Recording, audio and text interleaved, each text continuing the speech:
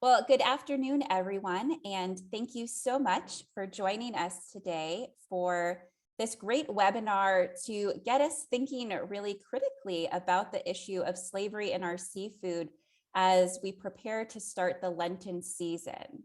Every year, U.S. Catholic Sisters Against Human Trafficking likes to have some kind of campaign focused on helping us to understand the connection between human trafficking and the seafood industry or the seafarers in general. And so this is going to help us get us thinking much more critically about where our seafood comes from, under what conditions, as we prepare to host our fish fries or eat seafood on the Fridays coming up in Lent. For those who might be joining us who aren't quite as familiar with our organization, I encourage you to learn more about U.S. Catholic Sisters Against Human Trafficking and our various work to end human trafficking, all forms of human trafficking, on our website. I just posted that in the chat. We have a number of different working groups that help us to put together programs like this.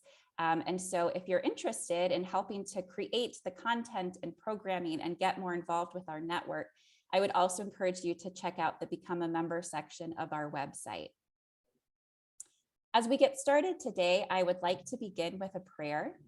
And this prayer comes from the Solidarity with Seafarers campaign we did last Lent in conjunction with the Coalition of Catholic Organizations Against Human Trafficking and the Apostleship of the Sea and Stella Maris. And this was one of the prayers listed for seafarers. Let us pray. Lord God, we depend on you for life itself. We depend on seafarers for many of our daily needs.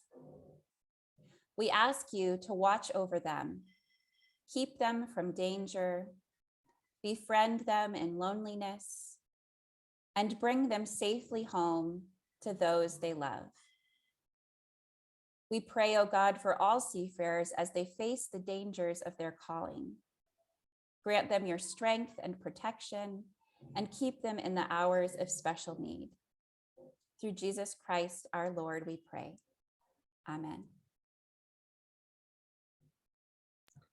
I will now, go ahead. Go ahead. I was going to say, I will now turn it over to Bill, but Teresa, feel free to say a few words before Bill introduces our speaker. No, we're great. Good to go now that we got Bill on here. So thanks so much. Go ahead, Bill.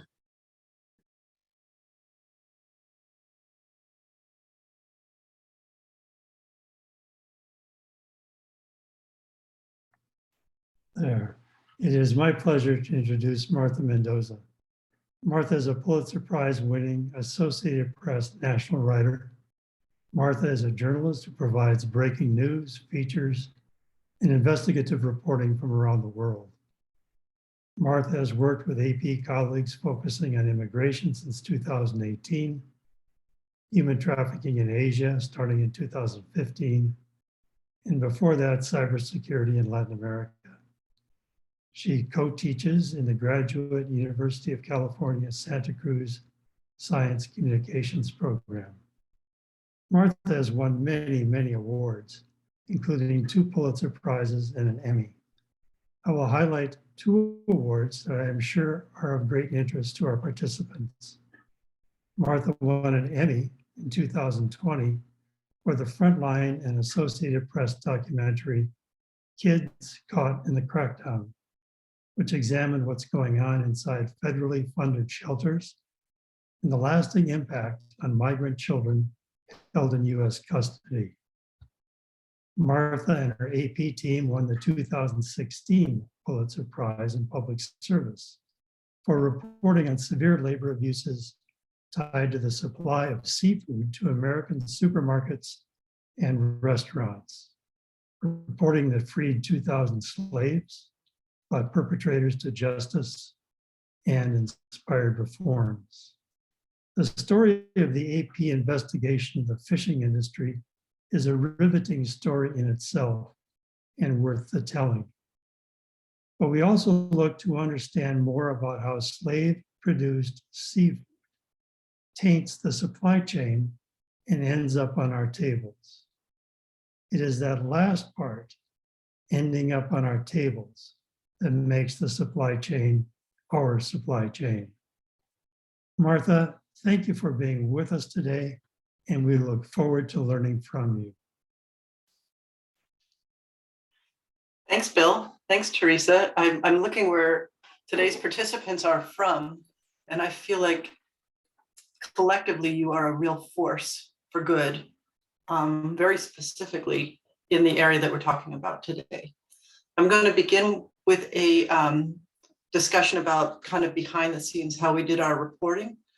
And then we'll just open it up to a conversation. I feel like I have a lot to learn from a lot of you here as well. So thank you for being here.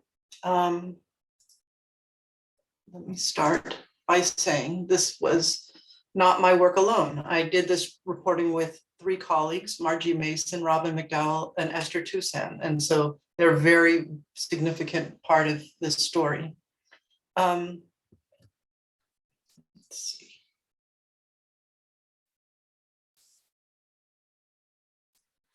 There we go. So our story begins in Thailand. And in Thailand, between 2010 and 2015, people were coming into shore on boats for their seafood to be processed.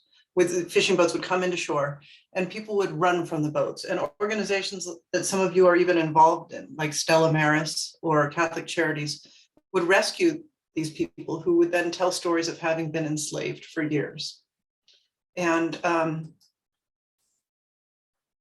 we began asking these people. So we did stories about individuals who said that they had been enslaved for years on fishing boats. And other organizations did those stories as well. The Washington Post, Bloomberg, et cetera, would write about one person who ran away from a boat and had this harrowing story. And then all of our stories would say, by the way, half of the seafood in the United States is coming from Thailand. So those stories were not having an impact. And we decided to try to do better by finding people who were currently enslaved and tracking their seafood. To do that, we began asking over the course of a few years, everybody who we could, who had run from a ship, where they had been. And we began kind of crowdsourcing to this place in Indonesia called Benjina. So we Google Earth Benjina, and it's an island, one of many, many islands in Indonesia, thousands and thousands. And on this island, from Google Earth, we could see that there was what looked like lots of fishing boats and what could be a fish processing plant. And so with little more than that to go on, we went there. Getting there entails a plane, to a smaller plane, to a boat, to just a boat for hire. And when we got there, we found men on the boats who were neither Indonesian nor Thai. And we had identified that the fishing business on this Indonesian island was a Thai-Indonesian conglomerate, but the men on the boats weren't speaking Indonesian or Thai. They were speaking largely Burmese, some Laotians, some Cambodians. So we asked our colleague Esther to come from Myanmar to this island, about a 4-day trip for her. She put it on her boyfriend's credit card, in fact. And in the meantime, we began trying to track what type of seafood they were transferring and understand how it was being moved. Because remember, we wanted to find people who were enslaved, and we didn't think we had yet. And we wanted to track where the seafood went. So we spent a few days documenting species and also looking at the fish moving from the multiple small boats into the processing or freezer facility and then onto one large refrigerated cargo ship. And when Esther got there, she burst this story open for us because the Burmese men told her that they had been promised lucrative jobs in Thailand, and that when they went there with their recruiters, who they had paid their life fortune to have the job, they were given new paperwork that identified them as Thai with new names as people who were Thai. The reason for that was because this company was not allowed to have anyone who wasn't Thai or Indonesian working for them. And the bigger picture there is that Indonesia wants to protect its natural resource, which is seafood. And so they don't want people who are not Indonesian fishing or keeping their seafood. Esther asked to see more of the men, and they took her to a graveyard where the graves were marked with Thai names. These were men who had died at sea because they were possessions at this point, not being paid, owned by the fishing company. Their bodies were put in the hulls along with the seafood and brought back to Benjina, to the island of Benjina, and buried there under false names. Then Esther asked to go inside the processing facility and found men who were in cages. And she was then escorted out. Her excuse of kind of doing some research on the seafood industry didn't work. At that point, the management told her and all of us, all of AP, to leave the island. But a sympathetic worker on the dock offered to take a GoPro back up, and after a quick tutorial on how to use it, went back up into the cage and interviewed these men. So we had them on video saying, all I want to do is go home. And I have been trapped here for many, many years. Or on the boats. The idea was when the boats came into shore, there was a fear that these men were going to run into the jungle and try to disappear. And so they would lock them up while the boats were on shore and then put them back on their boats when it was time to go fishing again. We watched the seafood getting loaded onto this boat, this big refrigerated cargo ship, the Silver Sea Line in Bangkok, and we tracked its International Maritime Organization number. And then we kind of thought, okay, we have found men who are currently enslaved, and we're going to track their seafood.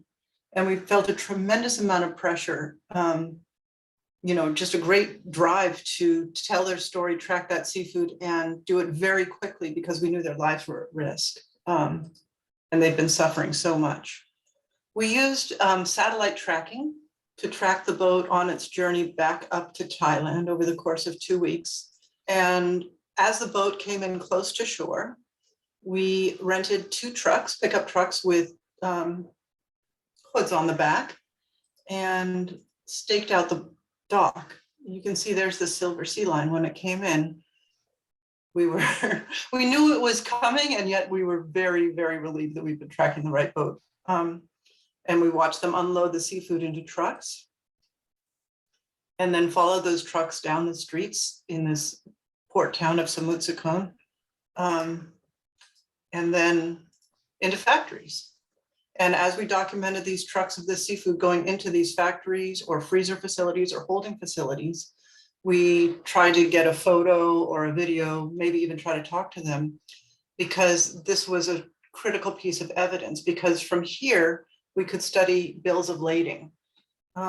Maybe some of you have mailed something out of the country before or into the country, and you have to fill out that piece of paper that says this is a gift or this is a t-shirt or whatever it is. Well, everybody shipping anything in or out of the country has to fill these out, and they're digitized. So then we were able to begin studying what had come from a particular factory and where it had gone in the United States. And in doing so, I'm making a long story short because it was very complicated, but we were able to track a number of those places in Thailand back into the United States based on those shipping records. That brought me to what's called Seafood Expo, which some people are from Boston, I think. It's an annual meeting of all of the major seafood companies in the United States. And the reason that I went there was both to approach the companies that had imported the seafood that had these enslaved men in their supply chain. I wanted to get their response. I also wanted to know what they're labeling their seafood as, so we could find it even more granularly in supermarkets. So you can see like something like Aquanor or Hang King food or something. So I could go to their tables and say, what exactly are the brands on your seafood, or who do you distribute seafood to? And if you think about it, when you go to the market, seafood's a little tricky because a lot of the seafood is just slapped on like styrofoam and then has a clear plastic, and the market labels it themselves. So it is a little harder to track than say even a can of tuna. And so I did approach a number of importers at this. Before I did, I talked to the organizers of the conference and explained exactly what I was doing. And so I didn't have a great amount of luck there because they put out a note with my photo to everybody at the conference saying, Martha Mendoza, an Associated Press reporter, is at our conference and at our expo to talk about labor abuse. And so you don't really need to talk to her. We've already talked to her. So that was not great. But there were representatives there from Thailand. So I was able to ask the Thai representative for a response, and they were there to advertise their good labor practices program for processing, because there already was a recognition that there was some problems and they're trying to market themselves. And in the end, we were able to track that seafood from Benjina into these brands. From the East Coast to the West. Davis is a Boston company. A lot of cat food. Santa Monica Seafood is a West Coast distributor. And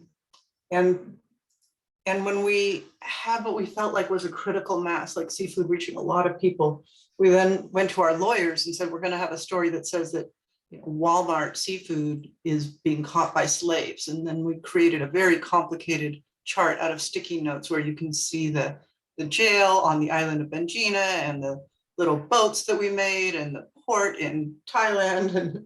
And we also began dealing with the writing of the story. This is just one draft of the first sentence of the story that we probably rewrote 35 or 40 times. There's problems with this particular first sentence. I just read it to you so you can understand how meticulous we are in this. Slavery taints global supply of seafood. That word taint implied that it could make someone sick, so we had to change that. And then Benjina, Indonesia, the Burmese slaves. We understood that most people reading would not know that Burmese and Indonesia are not the same even, so we needed to make that clear. Sat on the floor, and you can see in the photo he was standing up, and stared through the rusty bars. And at one point we argued, should we say rusty metal bars? But if they're rusty, then of course they're metal, of their locked cage. Now, do we need that word locked? Because wouldn't they just walk away if it wasn't?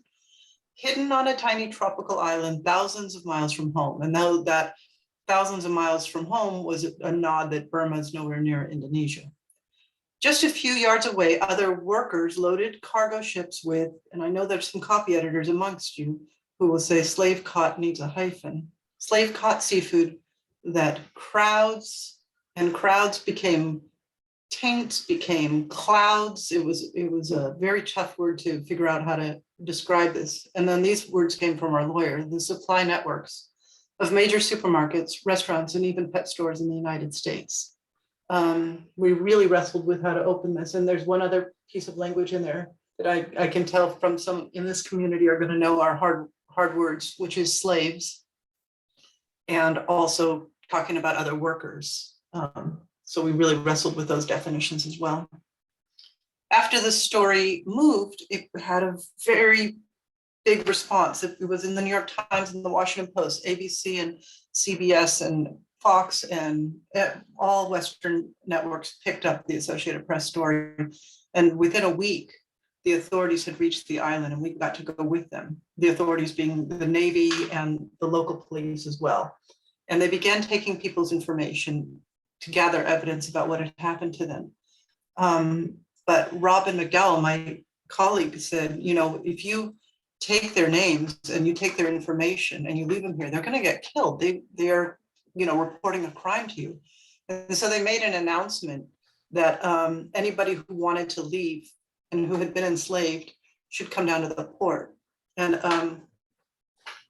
it was pouring rain, and it was Passover, and it was just an exodus began happening. We were trying to write the story as Robin was texting us. So we would say, 12 men are going to be freed today on an Indonesian island after, years of being imprisoned. And as they realized what was happening, as they realized this horror was ending, they were just lighting up. They were full of this amazing energy. And then they made announcements in Laotian and Burmese and Vietnamese and Cambodian on these loud horns, and more people kept coming to the port. So we were reporting 100 men will be freed, 200, 300, 400 men are going to be freed. And they would ask them, how many of you want to come away from the island on a boat? And they just kept, yes, I want to leave. They didn't have enough boats to take them, and they certainly didn't have enough gas for those boats. And so they commandeered the very boats upon which they had been enslaved and put them on those boats and took them with their meager belongings that they had to a hurricane rescue center on another island, where at least there were sleeping pads, hygiene kits, and some other supplies. But when they got there was yet another daunting task because nobody had an ID. And so the International Organization for Migration began identifying them. And it was, I think, 800 by this time. It would grow to be 2,000 men. And we at AP were trying to help our viewers and readers quantify this, understand this, that these are not people whose names you might not recognize, from countries you might not recognize, but these are people who had their identity and their lives stolen from them, and who could be any of our sons or brothers or fathers. And so we began telling the story using their own photos and names, and highlighting some of their experiences, and try to kind of show how very many of these men, how real they were.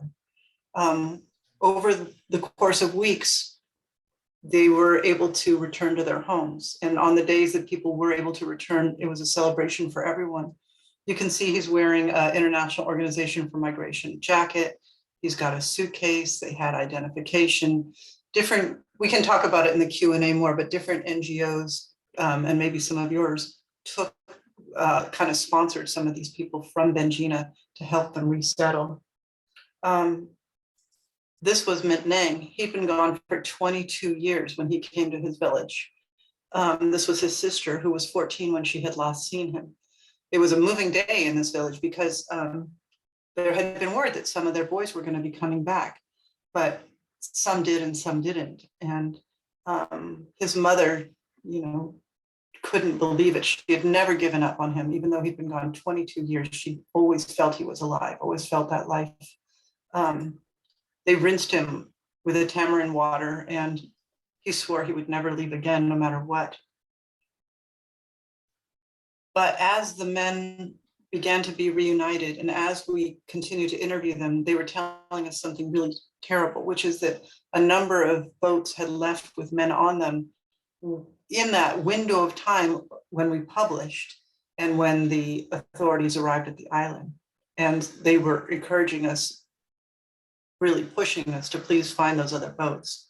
So we began looking at the companies and the flags and the vessels to figure out boat ownership and where they might have registered to be fishing, because they were legitimate and big enough to want to be registered. And we came to understand they might be in an area called the Dog's Leg near Papua New Guinea, kind of between Papua New Guinea and Australia. We considered going there, but it was going to be a very dangerous thing personally for us women to try to hop on boats and planes in Papua New Guinea to catch these boats. And so then we began trying to get a satellite image. And I called the Pentagon's press line, I called NASA, I called some other Defense Department organizations that have satellites in space. And I would try to explain, I'm a reporter. I believe there's some boats in this area where there's people on board who may be victims of human trafficking. And of course, it was quite a pitch, and they didn't take it. But I contacted a private company it was then called Digital Globe. They currently become Maxar. And I got the president's CEO on the phone, and I explained who we were and what we wanted. And he said, it's going to be like looking for a moving needle in a haystack. This is their camera that they had just sent up recently, but we'll do it. Tomorrow, 10 a.m., we're going to test our camera in that area, and let's see what we get. So the next morning I get a call from them along with an email with this image. And they said, can you come to Colorado on the next plane, because we want to show you what we got. And I said, oh, that's so disappointing. And they said, no, it's amazing. And so when I got there, they showed me this on a much larger monitor. This is two of those Benjina fishing boats, and they are unloading their catch into a boat that actually is the Silver Sea 2. This is about a 10-hour unloading process. And so one had just pulled up apparently, and they were just unloading. So at this point, as journalists, we had to decide whether to get involved in the story by contacting law enforcement, or whether to just report the story, at which point it would take about the same amount of time, the boats would be gone. And so we split up. Some of us contacted the Indonesian authorities, and some of us worked as journalists reporting this. On the reporting side, we sent photos to the men who had returned to Myanmar and asked them if it was the same boat they had lived on. And they said absolutely. They were able to identify small features. On the law enforcement side, we went to the Minister of Fisheries for Indonesia, Ibu Susi, who is a very radical and progressive person. And she worked with Australians to get a plane over there to get a closer shot. And then they followed that boat until it reached, I think Indonesian waters, or maybe open maritime waters, and they seized that boat. And more people were arrested and more people were freed. These were some of the fishermen who had been enslaved on that boat who were going to be freed. And then the legal cases began in Thailand and in Indonesia. People were jailed, people were fined, businesses were closed. And the Thai government said, we washed our hands of this. This was an Indonesian company. It had nothing to do with Thailand. There should be no political or social sanctions against us. But we knew very well that this was a Thai-owned company operating in Indonesia with some cooperation from some Indonesians. And so we actually worked with some of the men who had been on Benjina and had been enslaved to find people in Thailand, Burmese people who were working, are forced to work in the shrimp sheds. This was a very common area for human trafficking. And so they infiltrated these locked shrimp sheds where children and women and men were forced to get up as early as 2 a.m. and work all day long. And they were not getting paid, and they were from Myanmar. And so we identified a couple shrimp sheds, and then we followed the shrimp again. Any of you who have been in Southeast Asia know how very hot it is. And on the first go round, we didn't bring air conditioning and we didn't bring food and water, and it was a very hot day, but this was slightly easier. We also published in great detail, and this is not all that interesting of a graphic, but in great detail, every company we tracked to from those shrimp peeling sheds, because we wanted there to be more clarity of who the in-between companies were, who was funding it, et cetera, because law enforcement had said we can't really do much about our earlier reporting because there weren't enough details published. And so we said, well, we'll put it all up. And this time we also were much more meticulous about where we tracked the seafood too. We asked our colleagues in all 50 states to track that shrimp. We asked everybody in all 50 states to go to a supermarket and put their hand on a package of shrimp that was from Thailand that we had in the supply chain of those particular packing sheds. And all of our colleagues first went to Whole Foods actually and found it there. And then we said, no, please go to local markets. So these are regional chains, Piggly Wiggly or Schnucks, Longhorn Steakhouse or Publix. So these would be ones, Winn-Dixie, that people would recognize in their own communities. Harris Teeter out of Texas as well. And so we were much more thorough. And it was this particular Aquastar Reserve cocktail shrimp from Thailand that they had been packing out of some of those peeling sheds, so that made that an easier trace. Eventually, after we published, they raided the factories.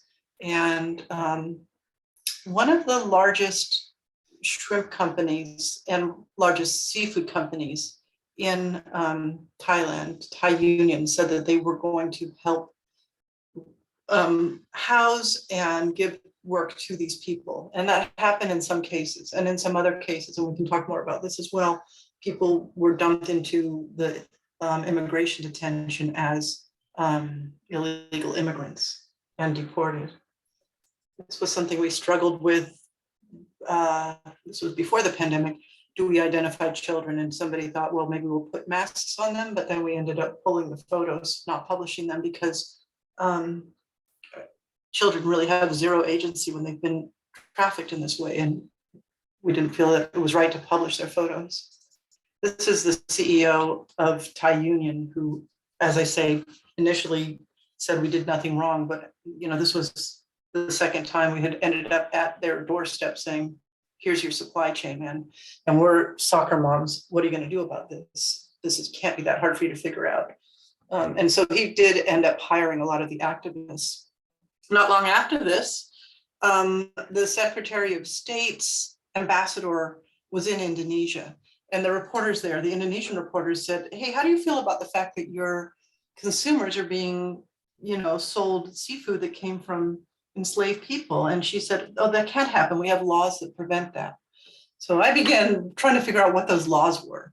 And it ends up the Tariff Act of 1935 said that it's illegal to import products of forced labor. But there was 2 words in there that made that law completely weak. They weren't able to enforce it since 1935. And the 2 words were consumptive demand. So if there was a consumptive demand for something, even if it was a product of forced labor, it could be imported.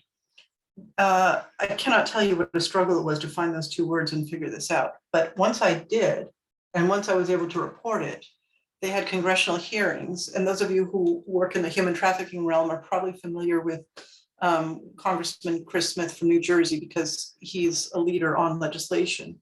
And he held hearings and they signed a law that closed that loophole, so there would not be an issue with consumptive demand language anymore. And since then, Customs and Border Protection has repeatedly enforced this law, seizing shipments of seafood, rubber gloves, and many other items that they can show are likely a product of forced labor.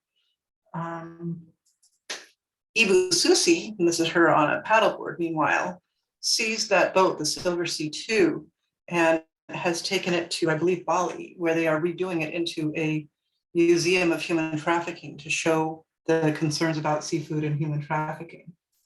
And we also followed a number of people home, and this was his same person. You can just see how much more hope and optimism he had as he was going home. So you might think that's the end of this, but it's not at all. And I'm going to just tell you one more chapter, although there's many more.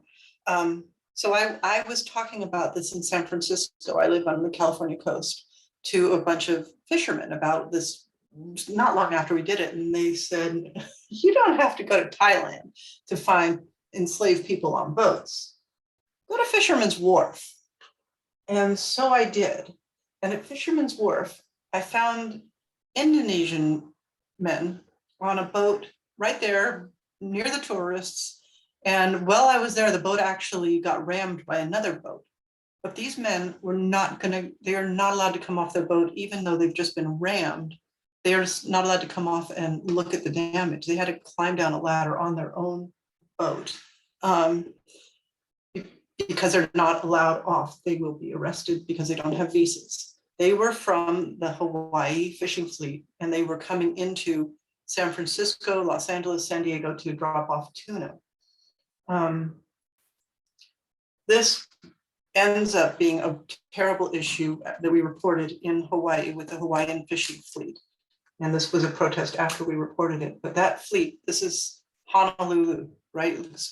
Everybody goes there and has a spectacular experience, but the fishing fleet is actually run by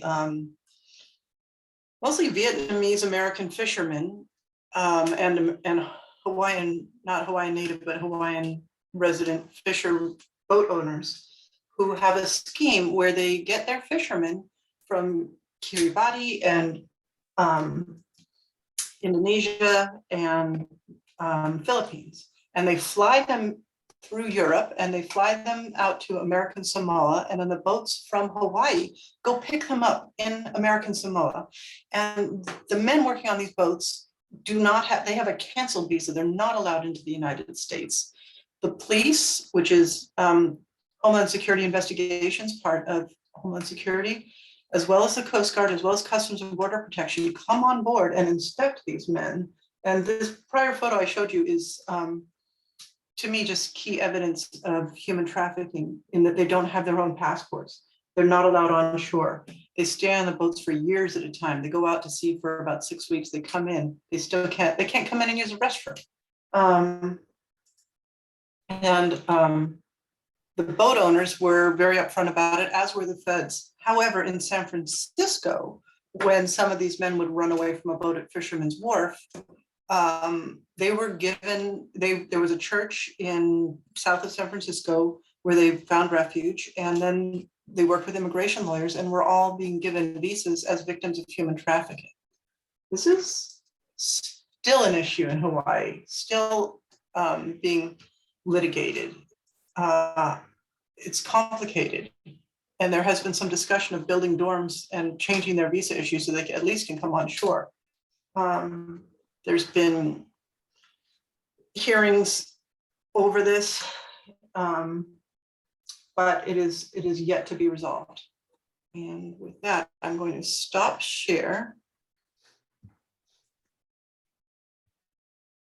I have gone on and done multiple other seafood slavery stories from different places in the world until the pandemic, in fact, and then I shifted gears. But it's an ongoing issue, and I'm so grateful to all of you because, as I say, I feel like your collective power really does make a difference in this area, both in preventing and in helping people recover.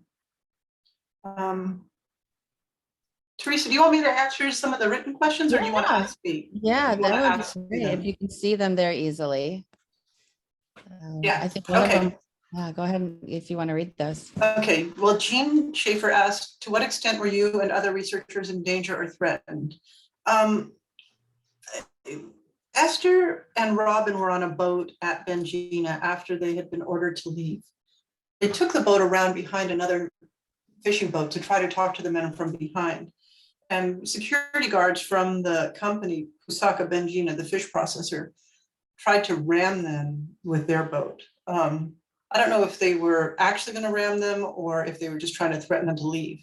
But that was dangerous. And also a lot of these boat captains, most of them are armed. And so hopping on and off of their boats to try to talk to the workers on board, to the fishermen, and get their stories was also a bit dangerous. A lot of times I would have a phone with somebody who spoke Indonesian or Filipino, and I would hand them the phone. And so the fishermen weren't actually talking to me or looking at me. They would walk away with this phone and do an interview and then come back and give me the phone. You know, I think about my colleagues in Ukraine and Russia right now, and I feel like they're in much worse danger than we were. Somebody says, I don't shop at any of the places mentioned. Does that mean that the seafood I buy is slave-free, or are other stores not mentioned here also involved in this despicable practice? We did track to Costco, but only like 2 days after we published. So that was very frustrating because I feel like Costco is on many of our shopping lists. We did not track to Trader Joe's, and that doesn't mean it doesn't happen, but we very specifically looked at Trader Joe's supply chains and didn't find it. As I had mentioned, that vague idea of seafood just being labeled at the supermarket itself really makes it hard to label anybody out. And another seafood project we did after this was we looked at very, very expensive American seafood companies that were shipping seafood around the US and claiming to be only using locally caught fish. And that also was fraudulent. So I wish, I've had many family members say, how about this? Is this one okay? And unless it's at the dock, and you're buying it off the boat or very close to the dock, which only some of us are fortunate enough to be able to do, it's very hard to know.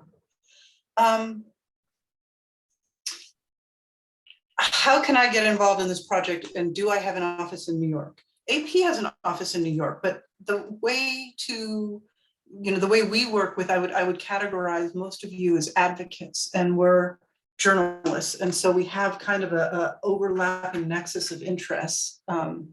Ours is to inform and engage and hold accountable. And I think yours is perhaps more to really have a hand in helping face to face. But one thing that we always appreciate are tips. So if you're either got an anecdote of somebody in a very dangerous situation where news report can help, or if you're seeing a pattern or something, we have the tip line. We want to hear about it, and I'll make sure Teresa has my contact for everybody.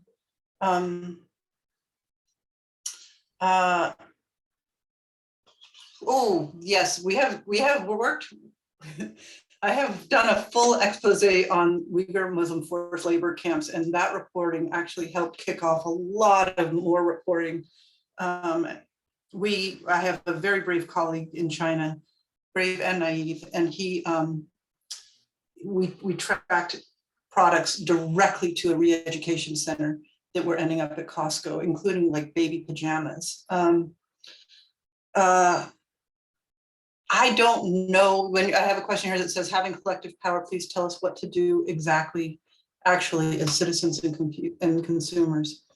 There are organizations that are anti-trafficking. There's organizations that some of you are involved in that are particularly aimed at seafood and fishermen. And I would say those are the organizations that need to be sought out. Question about boycotts. People who fight labor abuse and human trafficking have different opinions about boycotts. So on one hand, you want to improve the industry, you want to improve the business, you want to push them to keep their money flowing to these men who need more. And boycotting can just, for example, move the work to Bangladesh or something, and then, you know, different people are out of work. Others, after we did this story, did call for boycotts of some of the major brands. I do think writing to US corporations, as one of you is suggesting, and encouraging them not to purchase fish from, you know, caught by people who are enslaved is very impactful. And you would think, like, you know, with Twitter and Facebook and everything else, a simple letter might not be impactful, but I think they actually are.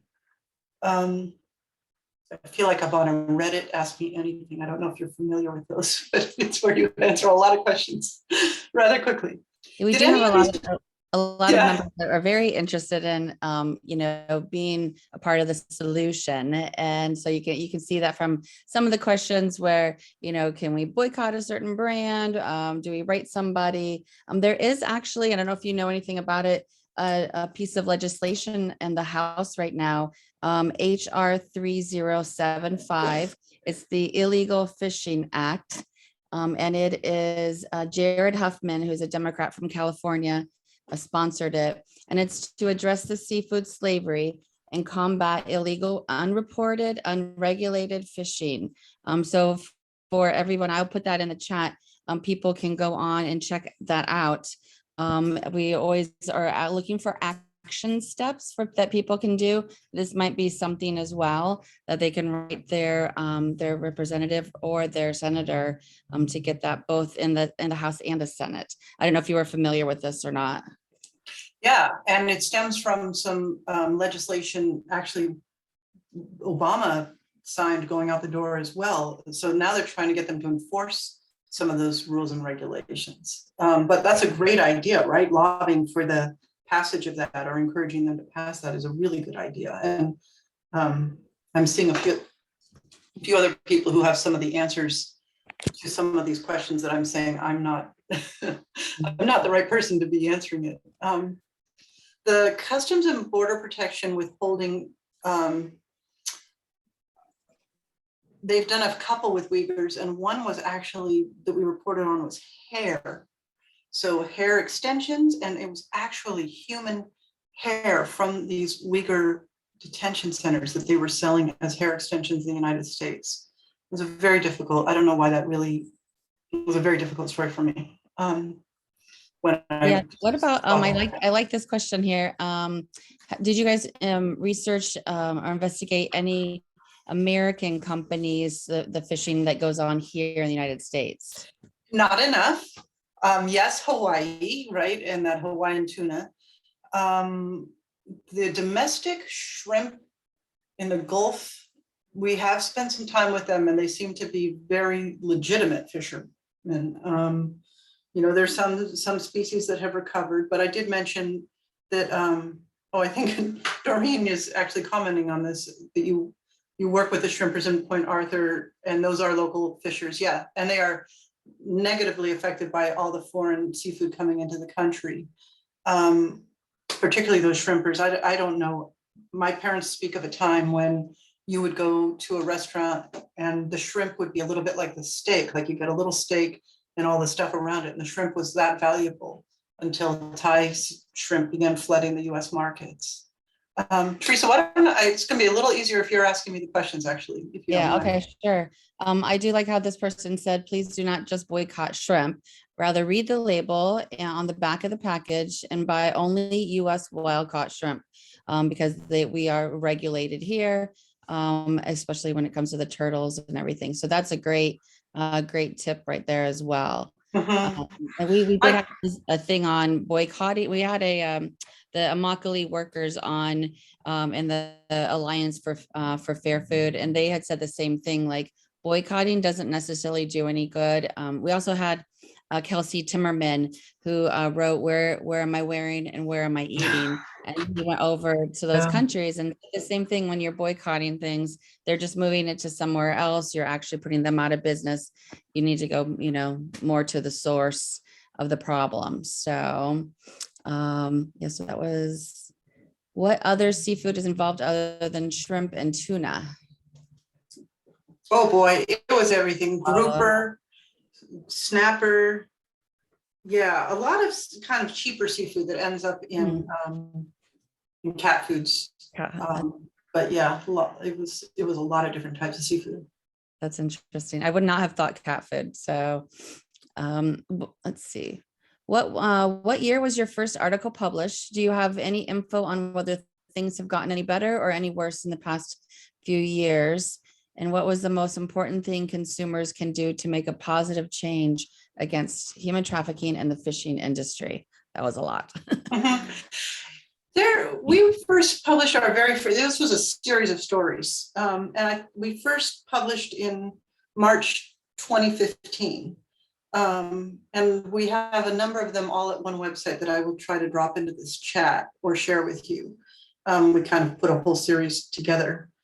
And so in some situations, things have gotten better. There is deeper awareness of the issue, and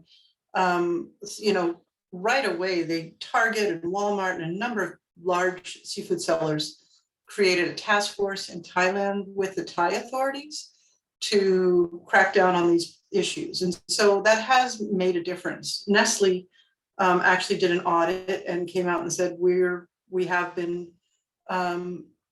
have had people who are enslaved in our supply chains, and here's what we're going to do about it, which was very transparent of them. And they also created a model fishing boat where the conditions could be better.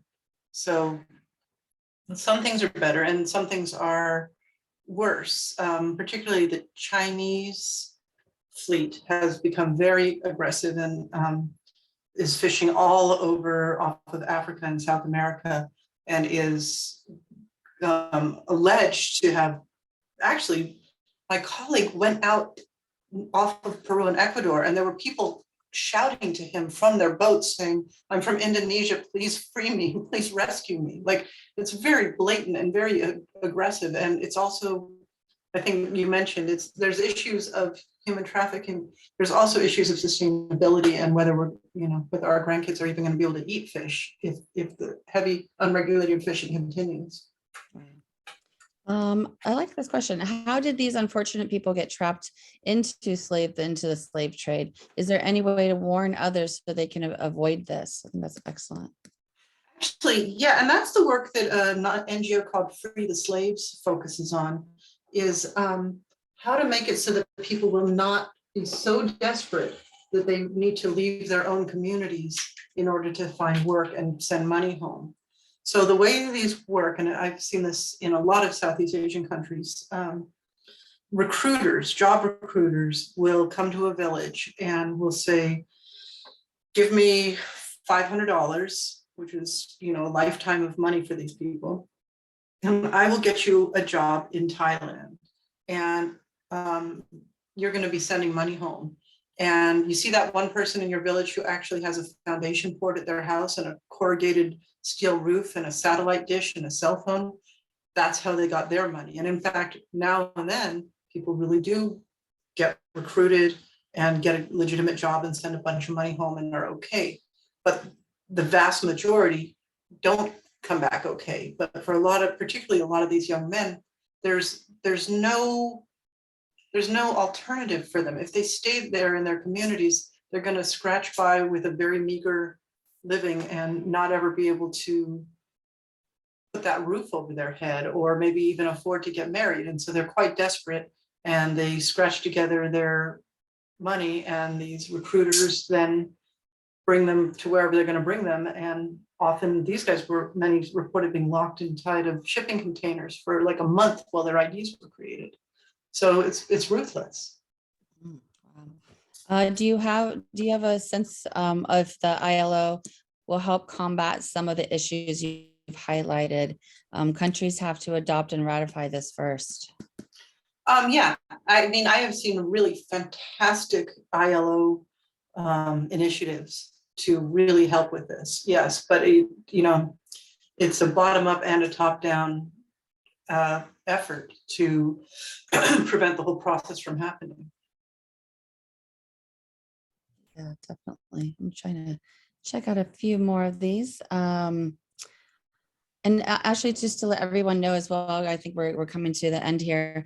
We at the U.S. Catholic Sisters Against Human Trafficking will have this recording available. We'll probably get that out to everybody that registered tomorrow, and you'll be able to also complete an evaluation. And I encourage you all to become a member if you're not, because we did open this up to non-members as well. But we have amazing webinars just like Martha's here. And we also doing a lot of action steps. We'll definitely be doing something around this issue, and would love you all to join that as well. Thanks. Thanks. Thank you much for that. Let me see if there's any others on here. I can see there's 4 that I think I can hit up. The grocery store chains reaction was very consistent. Oh, we regret this. We don't want to have this. We think it's a problem. None of them actually did something so impactful that it would stop it from happening, not even Whole Foods. Carmen's asking, what options do I have to eat fish today other than going to the dock? I know my farmer's market has seafood, but I don't know everybody's local connections of what type of seafood they can seek that's going to be responsible and sustainably sourced. Can we trust fish products that say they are sustainably farmed? Not necessarily. That's exactly one of the investigations we did, but it's much, much, much better than a cheap bag of shrimp. And I'm very curious about the crab factories in North Carolina as well as in Maryland, because I understand there's some maybe concerning labor abuse occurring in those facilities, but I don't know about it. So yeah, definitely, eating local. We notice on here a lot in places that you can trust the fish products. But for someone like me that's in Columbus, Ohio, who knows how long and where it was ahead of time. So it makes it definitely more difficult. Yeah, definitely. One thing I heard was that after we reported was that everybody, all the staff at Olive Garden was asked to take a note if they were asked about the source of their seafood. And there's a few steps away from whether it made a difference, but management or the corporation was wondering, do our customers care about this? Oh, interesting. So I make a point to always ask those questions. Yeah. I do that too when I go specifically to a port city, to a restaurant where it says local fish. I'm like, is it really local? Yeah. So that's something easy that people can do, is just ask the server, and hopefully they will know the answer or go and tell the manager, hey, somebody wants to know. But it does show that we care about that, definitely. Mm-hmm. So Good. And I did put our website in there as well, sistersagainsttrafficking.org, for people who want to get more information on this. And then I think, Martha, you were going to put in yours as well. Yeah. So Hang on one moment, let me get it. yeah. Yeah. So for the U.S. Catholic Sisters, our advocacy working group is putting together an action alert that people can do for the Illegal Fishing Act. We'll probably be rolling that out next week, right before Lent. So that would be something that you can check out and see how that you can be of help as well. So great. Well, thank you, Martha, so much. This was really interesting, especially, before Lent comes for many of us that are Catholics. I was really pleased to see we have the chaplain from Stella Maris in South England and Wales on here on the call. So wonderful that we can see some of our Stella Maris people and chaplains that really work directly with these fishermen. So Thank Jennifer? you. Thanks so much. Yeah, I just want to add my thanks as we close as well, Martha. Thank you and your whole team for this excellent reporting, for your dedication to lifting up this crucial issue to inform us as consumers and as organizations working to try and end human trafficking, where it's happening, how it's happening, and how we can get involved. So thank you for your courage and your dedication to this excellent reporting. Thanks. I'm going to pass that on to my colleagues, and I very much appreciate it. Thank you. Thanks a lot, everyone.